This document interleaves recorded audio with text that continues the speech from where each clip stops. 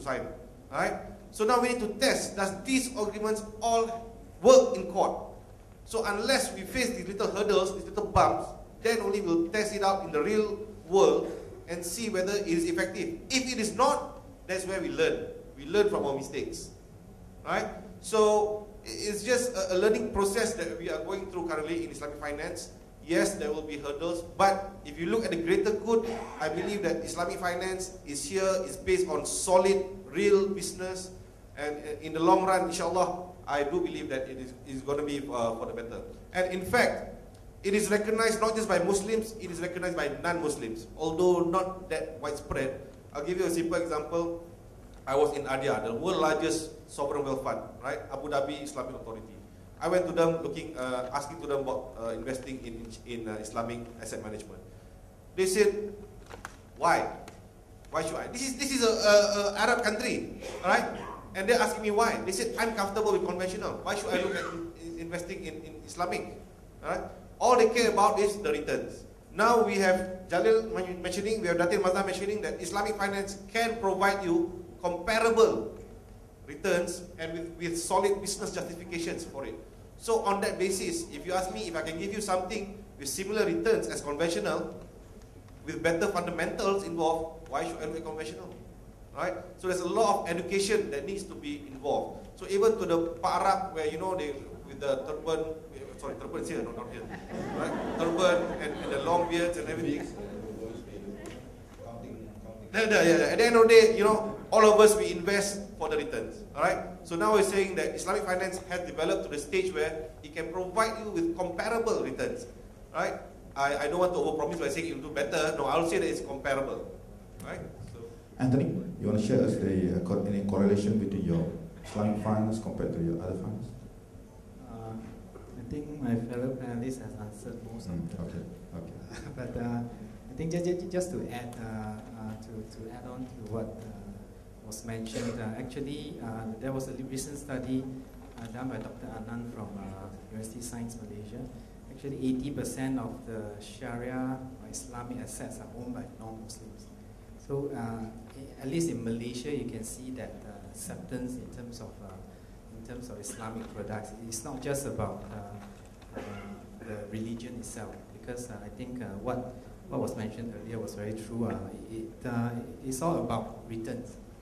As long as the funds or the product can provide you with comparable returns, what you want in your portfolio, then it doesn't matter whether it's an Islamic product or a conventional product or whatever product, you invest in it.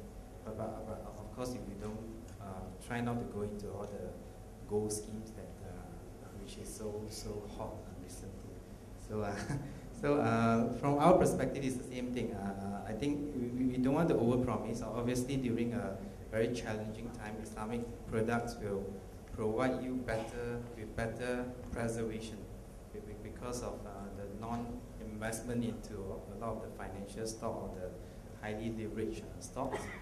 But overall, I think Islamic investment can actually bring you a lot of goods if you don't just look at whether it's Islamic or conventional. As long as the fund provides you with what you want, then just go for it. Okay. Before I leave you, Anthony, what would be your thoughts, the challenges in future in trying to bring up this industry?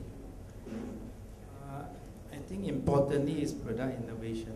I think a lot of Islamic products nowadays are actually just an extension from the conventional products, and I think that was the right way, I think, because we need to move the curve up.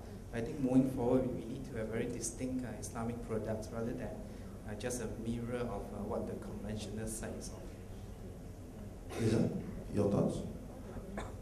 my thoughts is we need greater education. I mean, I agree with what Anthony mentioned, product innovation. On top of that is greater education on awareness. Awareness of how Islamic finance is, what I would say, comparable to conventional.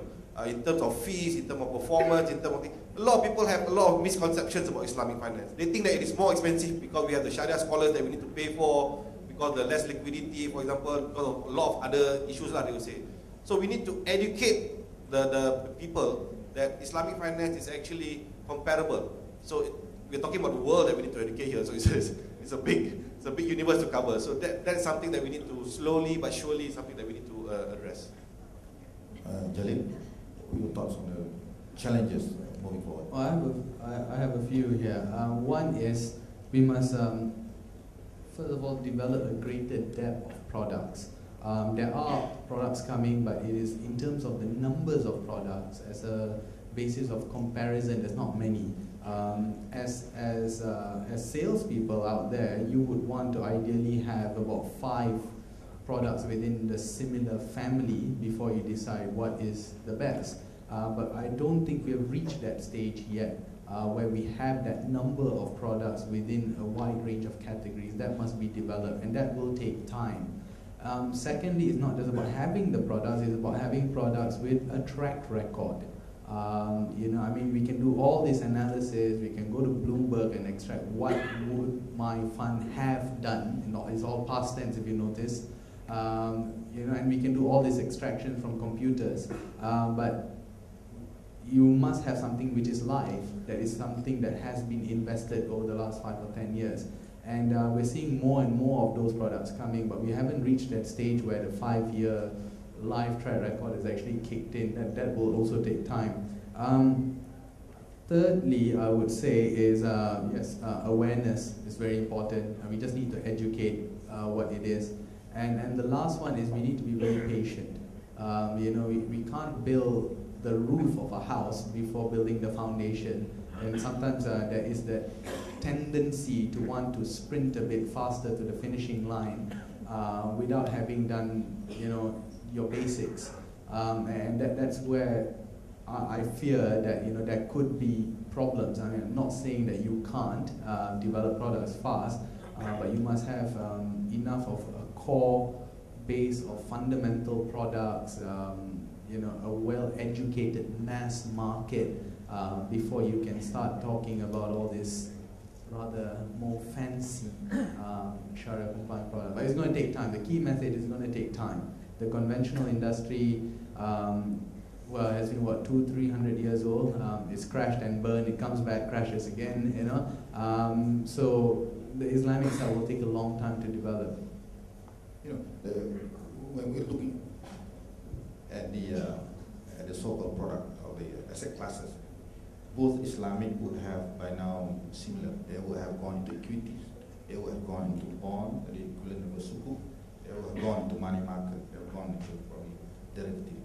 But what I'm sensing is, you know, the idea when the fund managers cannot go outside the country and invest beyond Malaysian ringgit, there's an issue of hedging. How do you view that? See, that's one of the main problems, obviously, because a lot of them who are looking to invest outside of Malaysia would inevitably have their money in ringgit, and you know, if you want to buy something abroad, you need to convert your money to that currency. That's a problem. That's one of the challenges that we are facing a bit in Malaysia. Is that you know, on one hand, we want to build an Islamic fund management hub here, but on the other hand, the banks take 2 weeks to clear a USD check. A USD clearing account facility is still not available. So these are impediments, operational impediments. You know, I think we have a vision of where we want to get, but there are hurdles, like how Reza mentioned. If you want to start investing abroad, there will be currency exposures, which is where the manager's skill and risk management abilities come into play. So it's not always the returns, because it's easy to make a return when the market goes up. You just follow the market, you will make money. You have to be a really lousy manager not to make money, at least a bit when the market goes up. But there's risk management practices. How do you avoid yourself from investing in a wrong company? How do you manage that, you know, that little forex exposure? That all goes back to the fund manager's skill and expertise, which is a very important thing which a lot of people overlook. They look at returns, they look at the name, or quite big, can't go wrong, you know, so let's just invest. But you know, there are a lot of layers beyond that which matter. that thing. On the other hand, there is the issue of, always this issue of Sharia. The differences of thought, opinion between the Sharia scholars that decide on certain investment in Malaysia and as you go outside the country, in other countries. So is that a major issue when you're going through your investment process? Well, for our ringgit funds, we follow the Securities Commission Sharia, which we feel is good enough for the Malaysians. But for our US dollar funds, which we are targeting global investors, we will use a more international Sharia, and we will not necessarily follow the Securities Commission. So we target to where the funds are being sold. So for example, our M-Nama, which was invested in by Saudi, it's very, very strict Sharia, because it's really very, very strict. So we do not have one size fits all, depending on the marketplace. To me, talent development, I mean, of course, there's a few things that we need to help develop the industry. But my, coming to my wish list in a sense is, I need somebody who can help in creating that awareness. Because to me, the first step is in awareness. Hence, I need somebody with the technical skills who's being able to speak like a Sharia scholar, for example, but having the technical details of an investment manager. So having these two combinations is ideal, that we can actually go out and if there's any technical inquiries, this fellow can speak like an ustaz, but yet speak like a fund manager at the same time. It's an impossible task, but it is a wish list. Just to share, we are almost there, because I mean, on several occasions, you might be the imam of the prayer, leading congregation prayer, and yet the moment you turn around and finish your salam, they ask you something in Arabic. You say, I couldn't even understand any word in Arabic, but I was quoting the whole verse of the Quran when I was the imam. So we were almost there. Don't worry. Anthony, any thoughts in terms of talent? What's required to spur the industry further? Yeah, I agree with Riza. I guess all of us need that. I think more than that is the training process, education process. I think a lot of providers, a lot of the associations are trying to educate or set up programs to educate all of you and all the professionals as well. So I guess we need to speed up that process, because there's obviously a lack of talent in Malaysia, not just for the Islamic space, but the entire financial industry. So to groom local people as well as to attract local talents who are now based overseas. Yeah, I agree that this supply is not just in the Islamic, but across for the asset management in general in Malaysia. So how we have tried to address it is, we build up our people from scratch, and we train them in a certain way. We make sure we retain those we want to retain, and we will tolerate a certain attrition at the lower level. Yeah, but the ones that we really want, we try to retain. And when we cannot find certain specialized skill sets that we need, then we employ specialized foreigners. We give up if we cannot find Malaysians. And under these specialized foreigners, we will train our Malaysians to take them to the next level. In that sense, we have, again, reversed the model. Rather than a foreigner coming in, a foreign shareholder, trying to hire Malaysians, we are Malaysians happily hiring specialist foreigners, but owned by Malaysians, then training our Malaysian people. And another thing that we need is, because this Islamic market segment of investors all over the world is so diverse and fragmented. They speak English, they speak Arabic, they're Lebanese, they're all over the place. They're NRIs. I mean, they're so diverse you won't believe it. The Turkish in Germany, the British Muslims, Pakistanis in US, very educated, affluent, and and who invest anyway. So we not just, some are ethnic, some are very westernized. So what we need is diversity of cultures with the skill sets to be able to communicate, the products. So it's very, very different. In Malaysia, you expect, a Malay to speak to your market segment, which is Islamic, mostly Muslims. In terms of culture, it's different. Globally, a Malay would be very alien to them. In fact, they may respond even more positively to a non-Malay who speaks English. Probably you can share even your experience when the Axis read, the first read was launched those days. I think what's lacking, just echoing what Datin mentioned, is that the people that is coming onto the market are not really out-of-the-box thinkers, and this is a problem. I think all of us look for people that are a bit multi-dimensional, that can be moved around. We don't want to hire a salesperson and expect him or her to be doing that for the rest of their lives. You want to move them up, you want to train them to get into management roles, and that's where your communication skills and your critical thinking, or the lack of it, comes quite clearly. And that seems to be the problem we have when we hire. People are fantastic on paper, but not really the best communicators. If we wanted just grades, we would have hired so many people, but we are looking more for that. How we have overcome this, similar to what M has done, is that we hire everyone fresh out of school.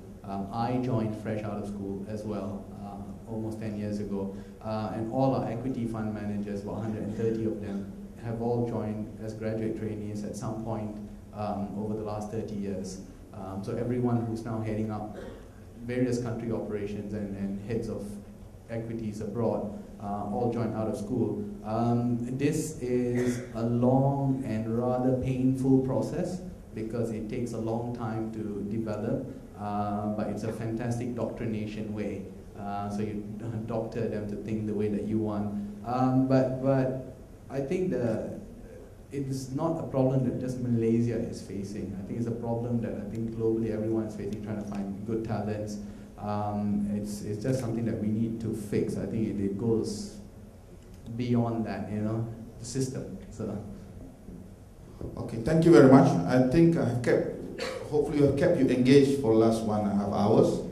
It's time due for lunch. I'll pass it over to the Master Ceremony. Right, thank you, Encik Muhammad Najib. Please give a big round of applause to our second group of panelists, which includes Mr. Anthony Siao, Mr. Suhaizi Reza Selamat, Datin Maslam Mahmud, Encik Abdul Jalil Rashid, and our moderator, Encik Muhammad Najib Shaharuddin. Now I'd like to invite Ms. Vasanta Punyamurthy, the Public Interest Director for FIMM, on stage to give a token of appreciation. Please round of applause for her, please.